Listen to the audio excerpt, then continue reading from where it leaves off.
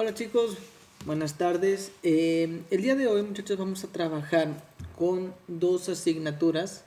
Es igual que el lunes anterior, vamos a trabajar con historia y vamos a trabajar con matemáticas. Muchachos, en historia estamos en la página número 125, que es el tema del impulso a la economía. Estamos viendo los años posteriores a lo que es la Revolución Mexicana.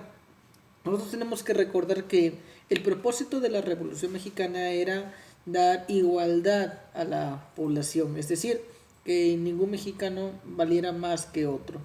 De esta manera, pues se trataba de que todas las personas del país, todos los mexicanos, pues tuvieran las mismas oportunidades. Hoy en día, pues podemos ver que esto, pues no se ha concretado, chicos, y pues lo podemos ver al día a día. Realmente no todos tienen las mismas oportunidades para poder salir adelante, para poder conseguir un buen empleo, incluso para poder seguir estudiando. Conocemos gente que nada más estudió la primaria, o que nada más estudió la secundaria, la prepa, o que ni siquiera estudió. Con esto nos damos cuenta que el propósito real de una revolución o de la revolución mexicana pues no se concretó, no fue bien asimilado por el país, a pesar de que ya tiene más de 100 años que se concluyó, ¿no? Bueno, el tema del día de hoy es el impulso a la economía. Como les comenté hace unos momentos, estamos viendo los años posteriores.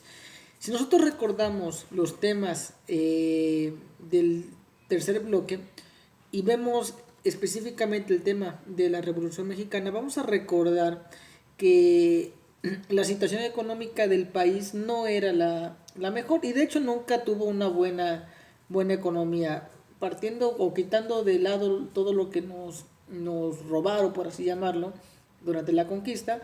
México como país independiente nunca tuvo una buena economía, por el contrario, siempre estuvo endeudado y de hecho esa fue la causa de las distintas intervenciones que hubo, muchachos. Recuerden que en una, Francia quería que le pagáramos, tanto Francia como Inglaterra y España querían que le pagáramos.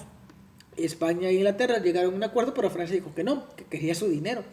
Bueno, en estos años, que son a partir de 1910 hasta 1930, tenemos como que una etapa, un periodo en el que la economía nada más no podía crecer. Ya había culminado la Revolución Mexicana, ya se habían asentado las instituciones en el país, pero no se veía por dónde se pudiera tener un avance, ¿no? No se veía por dónde el mexicano o el gobierno pudiera dar ese salto de calidad en cuanto a economía. A tal grado de que pues el desempleo y pues, los índices de violencia en cuanto a asalto pues habían incrementado dentro del país, derivado también de la mala infraestructura que había en México. Seguían sin haber caminos, seguía sin haber veredas seguras que pudiera cruzar la gente. Recuerden que en ese tiempo era muy raro la persona que tenía un vehículo, entonces todo era transportado por carretas. Eso también ya lo habíamos platicado, que el principal problema de México durante la Revolución Mexicana fueron esos asaltos que había, ¿no? Bueno, México trató de crear varias reformas. Recuerden que las reformas son unas leyes, un conjunto de leyes que buscan modificar ciertos sectores del país para poder mejorar en cuanto a economía, salud, etcétera. Se crearon varias reformas, pero algunas dieron efectos, otras no. No fue, chicos, sino hasta la década del 1940, que en el gobierno de Lázaro Cárdenas se llevó a cabo la reforma agraria. En esta, pues se daba más peso o se le daba mucho apoyo a el sector rural, al sector de la agricultura del país. Esto trajo consigo pues beneficios, muchachos. Recuerden que nuestro país no es un país industrializado, ni mucho menos. Nosotros, desde épocas de la independencia, pues nos dedicamos a la agricultura. Entonces, el gobierno, al apoyar la agricultura, hizo que hubiera mayor empleo y hizo que la economía se estabilizara por un tiempo. Sí, crearon los primeros ejidos. Los primeros ejidos, chicos, bueno, sus papás ya están un poco más grandes, a lo mejor algunos vienen de algún ejido, no todos son de Coatepec, chicos. Si no mal recuerdo, varios de ustedes me habían comentado que unos venían de Perote, otros venían de otros pueblitos. Un ejido es pues un pedazo de tierra, un terreno que el gobierno da a cierta población, a un grupo de personas, para que creen una comunidad y se dediquen a la agricultura o alguna actividad específica, chicos, con el fin de autosustentarse y más adelante pues comenzar ciertos negocios en cuanto al comercio. Eh, los ejidos durante esta época fueron muy comunes, muchachos, porque había mucha tierra que no tenía pues un dueño, un propietario. Entonces el gobierno se apropiaba de estos terrenos con el fin de más adelante pues poderlos repartir entre la población que ellos consideraban. De los ejidos más famosos que tenemos aquí en Veracruz, tenemos el ejido de Perote. Ahí se creó, antes de ser municipio, pues también fue un ejido. Poco a poco fue creyendo y se unió tanto el municipio como el ejido. Más para acá, muchachos, tenemos el ejido de, si no mal recuerdo, el de Llano Grande, muchachos, que es de Toselo para adelante. Ese también a principios de los años 40 fue un ejido, y ya de ahí pues se hizo comunidad. Bueno, muchachos, después de los años 40 se perdió un poco este impulso hacia la economía rural, hacia la agricultura, y a su vez trajo más peso la industria. Fue aquí donde el gobierno decidió dedicarse un poco más, no abandonar a la agricultura, pero sí invirtió dinero en los sectores industriales. Todo tiene un porqué, muchachos. No porque nosotros vemos en México no nos iba a afectar lo que pasara en otros lados. Por estas fechas estaba la Segunda Guerra Mundial, muchachos. Esto trajo consigo demanda. Si bien México participó de una manera muy ligera en la Segunda Guerra Mundial, mandamos un escuadrón, el Escuadrón 201, no participamos de manera directa como otros países, como lo fue Estados Unidos, Inglaterra, la propia Alemania, que fue la que empezó este conflicto, Italia, Japón.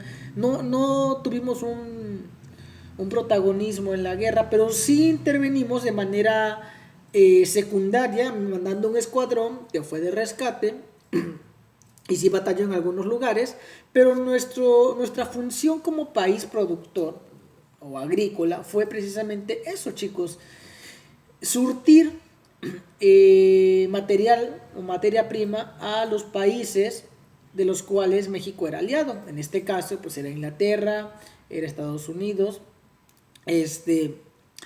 era Francia. Entonces estos países eran aliados de México. Todo porque pues nos hundieron dos barcos, ¿verdad? Dos barcos petroleros.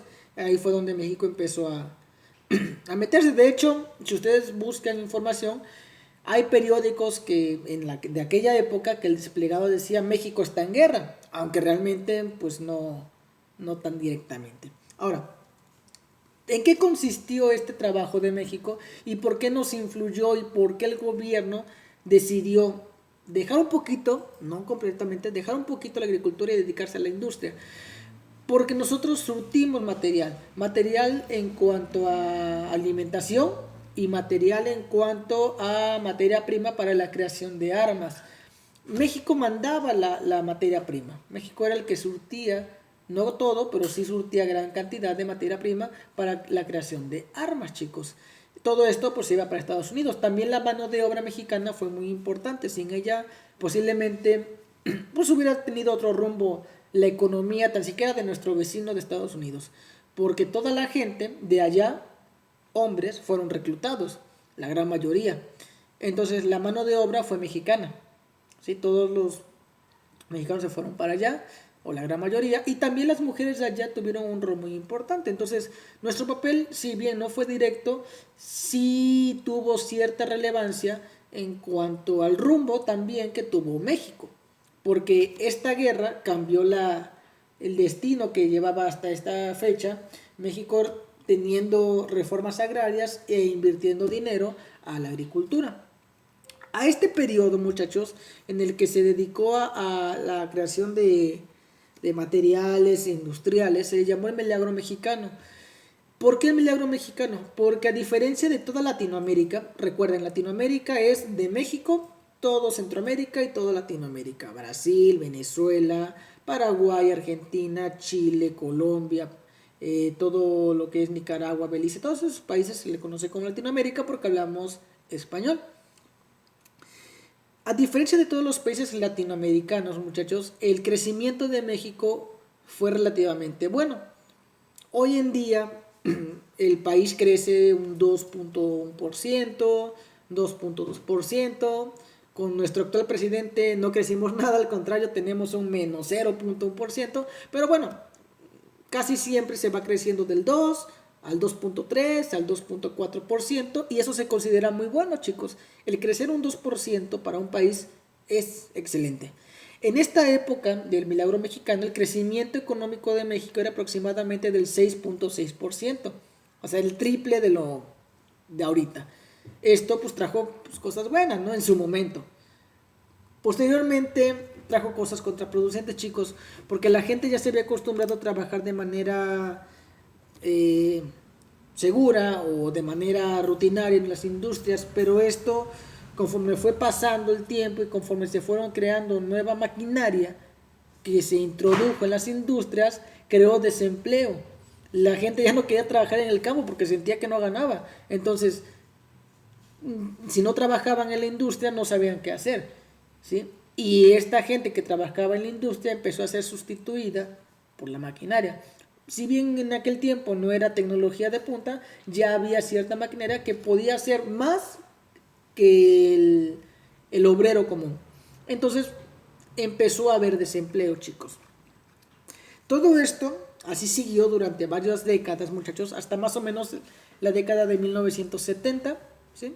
En esta época también hubo una crisis económica porque hubo una pequeña, pues un mal cálculo, chicos. Ustedes saben que hoy en día la economía de México en gran medida está basada en el petróleo. Para 1970 era exactamente lo mismo, chicos. Había nuevos descubrimientos de yacimientos petroleros en toda la costa del Golfo de México que hacían creer a los especialistas en cuanto a economía de aquella época que podía sacar o que podía hacer un buen negocio o que podían aumentar la economía del país. Ellos empezaron a pedir préstamos con el fin de invertirlos en refinerías, en todo lo que viene siendo el trabajo de Pemex. Desgraciadamente, también aquí jugó la mala suerte, chicos, y a veces la economía es así. Un día tienes millones y al otro día nada, porque la economía es así, chicos. Pasó algo muy parecido a lo que sucedió hace unos cuantos días con el petróleo en el nivel mundial. El petróleo para 1970 se mantenía un precio estable, un precio pues bueno, alto. Y México decidió pedir más dinero prestado para invertirlo en el petróleo. Desgraciadamente, después de que pidieron ese dinero, el petróleo se devaluó y no salieron bien las cuentas. Lejos de recibir o de tener ganancias, tuvieron pérdidas porque lo que ellos consideraban que iban a ganar ya no lo tuvieron porque el petróleo se devaluó, chicos. Y eso creó crisis económica no nada más para Pemex, sino para todo el país, porque prácticamente en aquella época era el sostén de todo el país Pemex. Entonces, lejos de ayudar, pues trajo pues muchas consecuencias, chicos. Y bueno, después de que sucedió todo eso, muchachos, hubo un pequeño repunte en cuanto a la economía y de ahí otra vez hubo varias devaluaciones de la moneda. Nuestra moneda está devaluada muchísimo, chicos.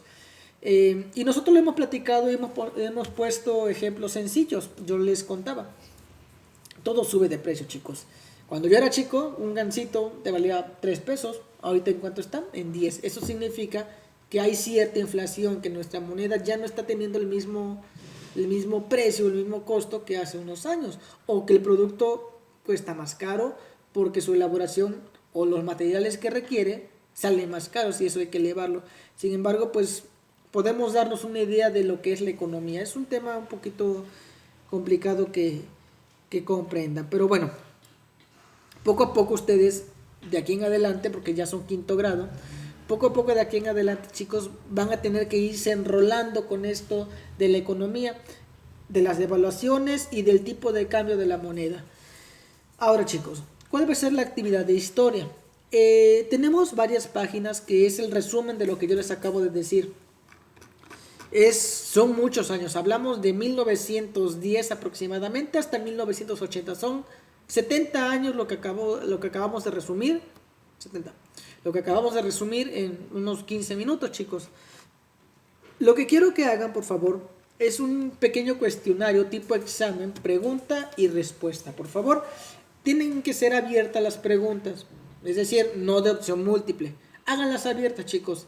10 preguntitas de este tema, de la página número 125, 126, 127, por favor, son 3 páginas. Si tienen suficiente información para poder rescatar. ¿Qué les pido o qué les aconsejo? Que se vayan a las fechas, chicos. Recuerden, en historia, pues sí calificamos el entendimiento de los acontecimientos, pero más que nada se califica que ustedes conozcan las fechas y qué sucedió en cada una de ellas. Básense en las fechas y básense en datos que ustedes no conozcan a lo mejor, como en los términos que vienen en la página número 126. ¿Qué es un ejido? Puede ser una pregunta. ¿O qué fue el milagro mexicano? Es otra pregunta que también ustedes van a poder encontrar en su examen. ¿Sale, chicos? Entonces, repito, actividad. 10 preguntas abiertas de la página número 125, 126 y 127. Por favor, ¿sale? Ahora, de matemáticas, chicos, no hay mucho que explicar. Es un tema sencillo. Recuerden que después de ciertos temas que abordamos, hay algunos ejercicios que son de comprensión o de razonamiento matemático. El que vamos a abordar el día de hoy es exactamente de eso, chicos. Quiero hacer una pausa acá. Chicos, durante todo el ciclo escolar les he solicitado que repasen las tablas, que se las aprendan de memoria, que a lo mejor no es lo más adecuado y que la nueva escuela mexicana nos indica que ustedes tienen que razonar y que comprender las matemáticas, porque de esa manera ustedes van a poder comprender mejor los problemas y todo. Sí, yo lo entiendo, yo lo sé. Sin embargo, hay bases, chicos, que ustedes tienen que tener de cajón. Y esas son las tablas de multiplicar. Si ustedes no se saben las tablas de multiplicar, los demás problemas o los demás temas que vayamos a ver de aquí en adelante se les van a dificultar mucho. No siempre van a tener una tabla o una hoja en donde ustedes puedan estar viendo el resultado. Hay temas que sí son necesarios que se lo memoricen al derecho, al revés, de arriba para abajo, de izquierda a derecha, como ustedes gusten, chicos. Pero sí es necesario que se la aprendan de memoria. Hasta antes de la cuarentena habíamos repasado y habíamos hecho algunas actividades y algunos estrategias de tal manera que ustedes repasaran las tablas de multiplicar. Sin embargo, era la fecha en que todavía les fallaban un poco. Yo les pido por favor que en esta cuarentena, chicos, no lo tomen a la ligera, aprovechen el tiempo y apréndanse las tablas de multiplicar. Es algo súper básico que tienen que saber, chicos. Es quinto grado y ustedes ya la tendrían que dominar. Para sexto grado, chicos, si ustedes no se saben las tablas de multiplicar, no van a poder hacer prácticamente nada. Todos lo tienen o todos los temas que vienen en sexto grado necesitan forzosamente que ustedes dominen las operaciones de multiplicar. ¿Sale, chicos? Ahora, este tema de la página número 183, no, chicos, de la página 83, perdón, es sobre las multiplicaciones. El tema es los botones de la lección 40. Dice, en pareja realicen lo que se indica a continuación. Por las tardes, Sonia le ayuda a su mamá a empacar botones en bolsitas. Para ello, todos los días anota cuántas bolsitas de 8 piezas puede armar. Ojo, tienen que leer y poder determinar aquí cuál es la pista que les da. Son bolsitas de 8, muchachos, de 8 botones. En la parte de abajo dice, completa las anotaciones de Sonia. Y nos aparece una columna que dice cantidad de botones que tienen.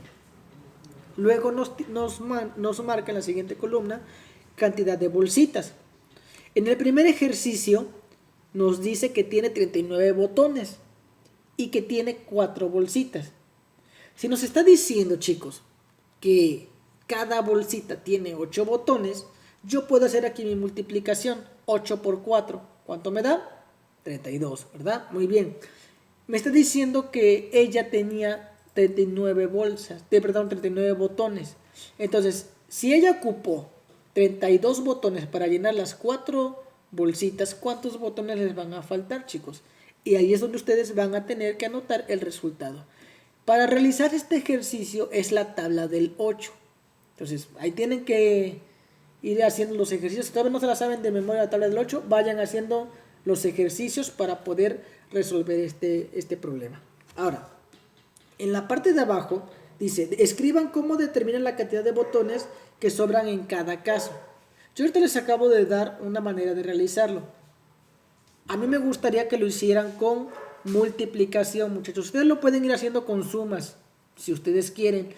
Pero para el nivel en el que están, que es quinto grado, tercer ciclo de primaria, ya no está como que bien visto, o no es correcto, que todavía vayan como que haciendo la suma, chicos. Acostúmbrense a hacer la multiplicación porque de esa manera ustedes se van a ahorrar mucho tiempo en el futuro, tanto en sexto grado como en la secundaria. ¿Sale, muchachos? Entonces les encargo que por favor, se aprendan las tablas de multiplicar del 1 al 10. ¿Sale? 2. Que realicen la actividad de la página 83 de matemáticas. Y número 3, que me hagan las 10 preguntas de historia de la página número 125, 126 y 127. ¿Sale, chicos? La tarea, como siempre, envíenmela por favor antes de las 2 de la tarde del día de mañana. ¿Sale? Recuerden, chicos, después de las 2 de la tarde ya no se recibe tarea. No es que uno sea mala onda o que me ponga intransigente en cuanto al horario, sino que ustedes tienen que acostumbrarse a tener ciertas reglas en cuanto a sus actividades escolares, ¿sale? Entonces, por favor, acostúmbrense, es como si estuviéramos en la escuela. Yo sé que no es fácil, pero hay que irse acoplando a lo que hay, chicos.